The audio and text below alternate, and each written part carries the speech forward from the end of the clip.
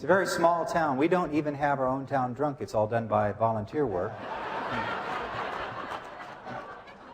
Oh, is this a photo opportunity?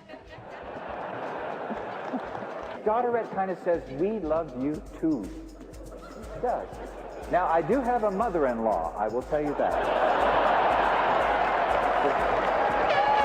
He would come down the aisle in the center of the room with his arms waving and the sweat coming out and the spit going. It was like a Gallagher concert for executives.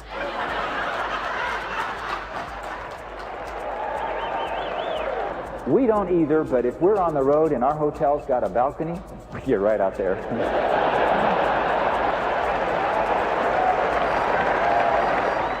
Hi, I'm Scott Gross, and I know what you want. You want a speaker who delivers every time. And our research says that you would prefer to hire speakers that you've heard in person. Even if we can't arrange that, what we can do is provide a CD of a full-length program so you can see that I've finished just as strong as I start. And there's always the contact information from our last 3 or 4 clients, so keep watching.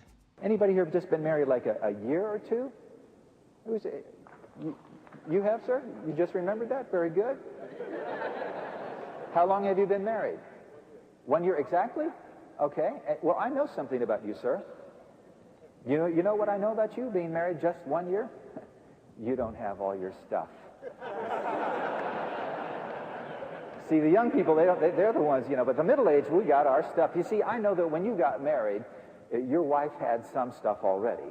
And you had a little bit of stuff, none of which she would allow in her house. Right? Yeah, you had garage stuff. You had leave that at your mama's stuff. And I know on a slow day you say, what do you want to do, honey? I don't know. What do you want to do? Well, let's go to the... And where do they go? They go out and they get some what? Stuff. And you don't even have stuff in mind, do you? You just know we don't have any. They do. Get on over there and get some. See, older people are not that way. And so those are the ones you got to attract with an experience. When me and the Boogie Buns, that's my wife, I call her Buns. It's okay because she calls me Tiger. I surely wouldn't want to give you any ideas.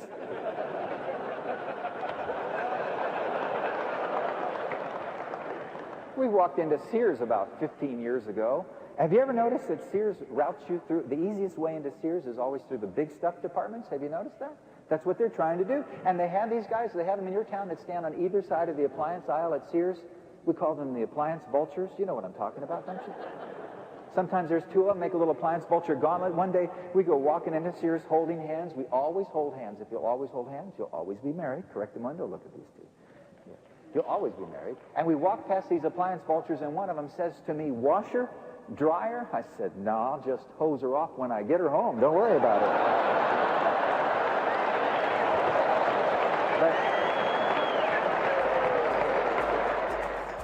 I know what you want. Our online surveys tell us that you don't want a speaker, but you do want an expert who speaks, and that's me, almost. You see, it's up to you to help me get to know your audience and your business.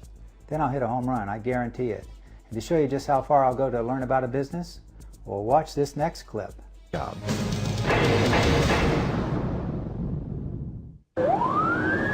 This week on Roughest Toughest Jobs, Scott takes on the challenge of being a California firefighter.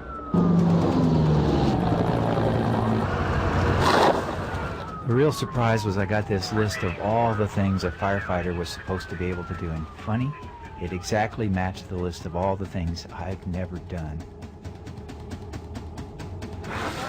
I'm dying.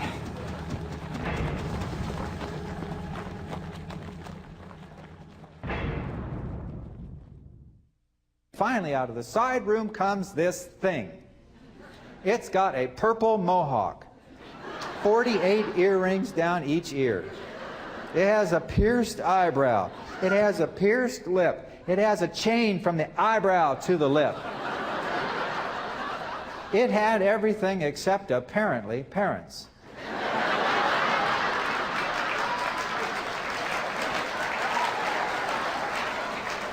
And I wanted to pull that chain.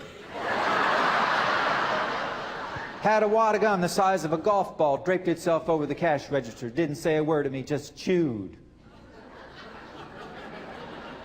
Now, I didn't have any gum, but I'm not one to miss an opportunity. I draped myself in the opposite direction. I chewed back. For the longest time, we were having a relationship. Finally, it said, "You want something?" "No, I just came in to chew." It's pretty obvious nobody would drive a Toyota Camry, where we live. I walked into the Burger Basket, which is a little cinder block kind of a building, kind of smoky, kind of greasy, very, very full. Everyone in there, with but one exception, everyone was wearing jeans, big belt buckles, Western boots. Some had bandanas, some had gimme caps, a few Western hats, down vest. And then there were these two people in Docker cash. And I said to Buns, the tourist. Now, what the tourist didn't know was, in the Burger Basket, you sort of have to yell to be heard. But boy, once you can be heard, you can hear everything. And so one of the tourists said to the other, not realizing that they were being overheard, "Looks like we're in the center of high society of Podunk." "No, it's okay."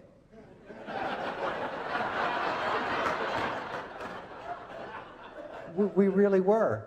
I wasn't offended. They had the town name wrong, but everything else was right. And the other one said, "Yeah, I'll bet you there's not a single one of these bubbas in here who would know which fork to use first at the Hyatt." Now, I didn't think that was too good, because I knew there was at least one author in the room, at least one world-class paramedic in the room, at least one old drunk doctor in the room. I knew that there was a guy who had, just for the fun of it, flown the Concorde around the world to see how long it would take. There was a guy with a ranch of about 6,000 acres. There were people in that Burger Basket that could have bought that Toyota Camry with pocket change. I was a little offended by that. I mean, most of the people in that room actually would know which fork to pick up first at the Hyatt. Wouldn't particularly care. I know what you want. You want your audience to be entertained as well as enlightened, and we're going to do that three ways. First, there will be lots of humor, lots of laughter. This is going to be fun. Second, we're going to give them real-world ideas that they can take home to put to work right away. And third, our research says that audiences actually want quality resources, and we're going to do that. Plus generous discounts on our other materials to help you take my ideas home and put them to work in your business. So keep watching. Denver, Colorado, I don't know, 8 or 10 years ago, I was speaking at the convention center. I needed a battery for my wireless mic. They didn't have one. No problem, I'll go get one. Well, it was a bit of a problem because it was 5 degrees outside. With the wind chill factor, it was 25 below zero. We're talking mega cold. And I'm thinking, and they're on the radio saying that if you don't have to go out, don't go out. They said if you are elderly or have respiratory problems, not only would it be uncomfortable, but it would be dangerous. Well, I'm not elderly, and I don't have respiratory problems, and I needed a battery for my wireless mic, so I bundled myself up to go out and look for one. It was so cold, and there was ice everywhere. You could hardly maintain your balance. I walked around the corner, freezing my little banuch off, and I see one store with its sign on. It was a 7-Eleven. Do you all know 7-Eleven, the convenience store people? Let me be blunt about this. I do not expect what I call positively outrageous service at a convenience store. At a convenience store, if I don't hear gunfire, I'm happy.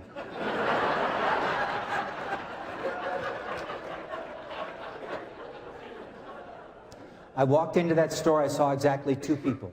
One behind the counter, she had dark skin, almond eyes, dark hair, every hair in place. She had a crisply pressed and starched 7-Eleven uniform, a brass name tag that said Roberta, but the thing I remember most about Roberta was she had a smile that made the whole world seem instantly warmer. And I had the thought that if I'd had a business in Denver, Colorado, I'd be down there recruiting Roberta. Didn't think any more of it. Saw one other person in that store, a very tall, very elderly gentleman. I'm going to guess that at one time he might have been 6'2", perhaps 6'3", but now in his mid-80s he was all hunched over. He had a lame leg, and he would toss that leg out, lock it into place, and drag the other leg up to meet it. And he would toss the lame leg out and drag the other up to meet it. And I remember thinking to myself, what's a guy like this doing out on a day like today? Because for him it would have to be more than uncomfortable. For him it would have to be dangerous. I didn't think any more about that either. I found my battery, did a couple laps around the store to warm myself for the trip back to the convention center, and then I stepped to the counter, and as luck would have it, there in front of me was this elderly gentleman. Have you ever had a little premonition where you knew what was going to happen in the next few seconds? I don't mean a big one, but just a little one. You kind of, your gut would talk to you. My gut instinct said, I'll bet this guy comes in every day. I'll bet you he buys the same thing every day. I'll bet you the only reason he does is because I'll bet you Roberta is the only person that ever takes a moment to treat him like a human being. And I wanted to be a part of that transaction, but I didn't want a prize, so I stepped close but not too. I watched as the old man put a banana and a muffin on the counter. I had the Mondo Bizarro thought that for a banana and a muffin, I could wait till it got warm in June. Then my premonition brought me back to the moment.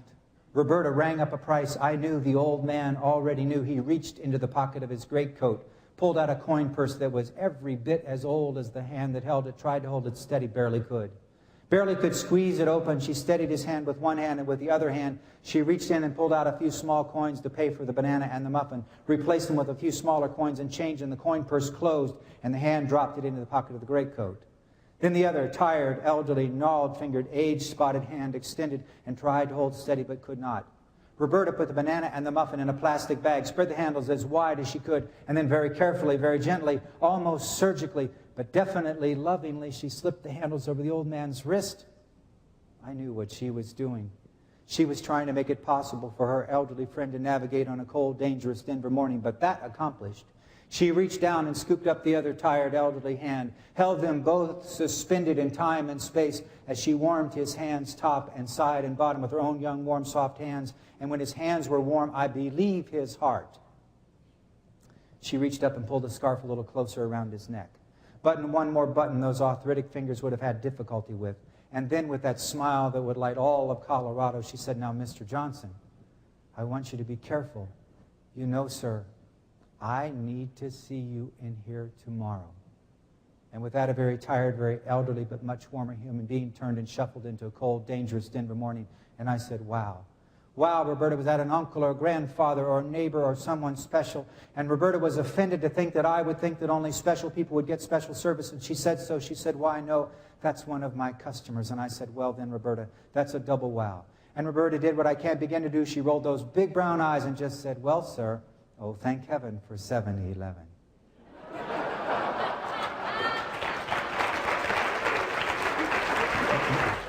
I know what you want. You want a great event and little or no hassle. Well, I can't handle the catering, but I will tell you that for my hour or so, that will be hassle-free.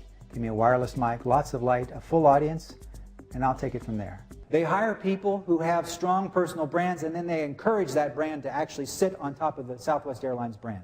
I'll give you a couple of stories to make my point. Southwest Airlines has a petite flight attendant, a little eeny-beeny, teeny-tiny blonde gal. When all the passengers are off the plane, she climbs into the overhead luggage compartment, has the other flight attendants close the lid on her so she's hiding where you're about to put your carry-on. Can you imagine limping onto the plane after a long day? You just want to go home. You go to put your case of briefs into the overhead luggage compartment. When you flip open the lid, there's this little blonde in there saying, surprise! What one word would you suppose comes to your lips? I was hoping for wow, but there are some options on this example. Southwest Airlines understands that the whole point of micro-branding and micro-marketing is to get people to talk about you, a compelling, positive word of mouth. That's what we're going for. One day I got on the plane, they recognized me. I have to tell you why they recognized me. My first book was Positively Outrageous Service. Living in a little tiny town in Texas, a little country town at that, basically being a guy from a fried chicken business, my friends were impressed that I would read a book. That I wrote one was a big, hairy deal. That if they published it was a huge deal. And that Southwest Airlines, my first sale of my first book was to Southwest Airlines for 10,000 copies. Do you realize that makes Southwest Airlines my favorite airline? I don't care if they take off. Just taxi for a while. Buy some more books. I get on the plane, a guy recognizes me, said, I know you, you're us. That's right, it's me, Gladys Knight. He said, no, you're the Positively Outrageous guy. I said, yes, what about it? He said, do you have a book I can give away? I said, sure do. So he said, let me handle it. We get up to cruise altitude. He takes my book, holds it right up by his face like the Crest commercials, gets on the PA system, and he says, ladies and gentlemen, we're fortunate today to have on board Southwest Airlines author in residence, Mr. T. Scott Gross. And if you'd like to win a copy of his latest book, Outrageous, Unforgettable Service, Guilt-Free Selling, it's easy. We're passing out cocktail napkins on which we want you to write your seat number, your row number, and your guess as to how many sheets of toilet paper it takes to stretch from from the aft lavatory to the forward lavatory. And with that, this idiot comes down the aisle of a 737 unrolling a roll of toilet paper. Can you imagine some guy snoozing in 8C, wakes up just to come by with a TP? My God, they're TPing a 737. But if you got off the plane and somebody said, how was your flight? Would you say it was okay? You'd say, no, there was a blonde in the overhead, and then they brought the toilet paper down the aisle. And they would haul your butt away. But you would talk about it. Now go home, work on your microbrand, and it will be you that they will be talking about. Thanks for spending your morning with me. Don't forget to love one another. Blue shirt.